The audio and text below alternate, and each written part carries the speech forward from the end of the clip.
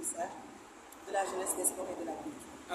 Tout d'abord, je voudrais exprimer toute ma satisfaction pour cette initiative-là. Nous savons qu'on est en période de biennale. Aujourd'hui, le focus est mis sur les arts visuels, mais il est heureux de constater que tous les acteurs culturels se sentent concernés. Aujourd'hui, on ne peut plus faire la différence entre le design, la mode et les arts visuels. Donc, on est vraiment satisfait de cette initiative-là qui rassemble beaucoup de nos célébrités dans la mode. Donc, nous avons visité l'exposition et nous sommes vraiment, je vais utiliser un terme bluffé parce qu'on a vu toutes les belles créations de nos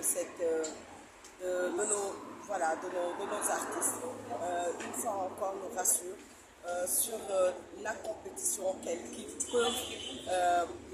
peuvent en tout cas assurer au niveau mondial.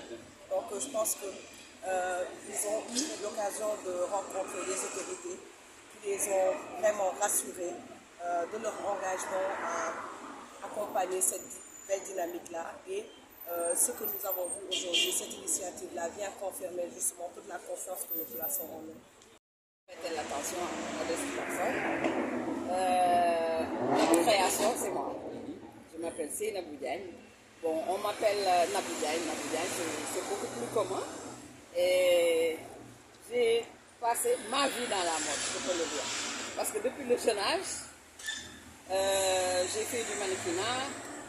Et puis la suite logique, c'était de faire le style de vie. Absolument. Parce qu'en étant mannequin, j'étais quand même un mannequin particulier. À chaque fois qu'on me faisait porter une tenue, j'avais mon mot à dire, j'avais une petite modif à dire.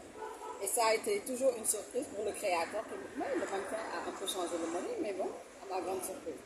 Donc, au fur et à mesure, je me suis dit, bon, au moment de décrocher, la suite logique, c'était de travailler en tant que styliste. Voilà. Alors, c'est quand même, en fait, ça résume notre volonté. C'est quelque chose qui résume notre volonté. On a beaucoup de choses à montrer, on a beaucoup de choses à vulgariser. Parce qu'aujourd'hui, en Afrique, on a tellement de talents, on a tellement de matières premières. Comme ce que je fais, c'est presque une banalité. Un tube, un tissu qu'on prend, qu'on teint. Il y a d'autres et d'autres méthodes.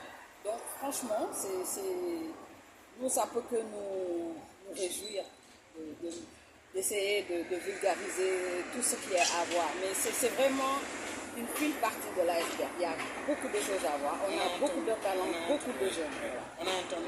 On fait notre part, on est en train de travailler dessus parce que dès qu'on remarque un jeune qui travaille dans quelque chose, on essaie de le mettre en valeur, de le tirer vers nous, de le tirer vers le haut, de le faire travailler.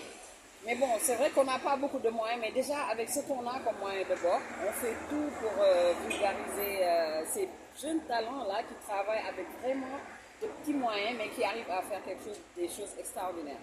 Ouais.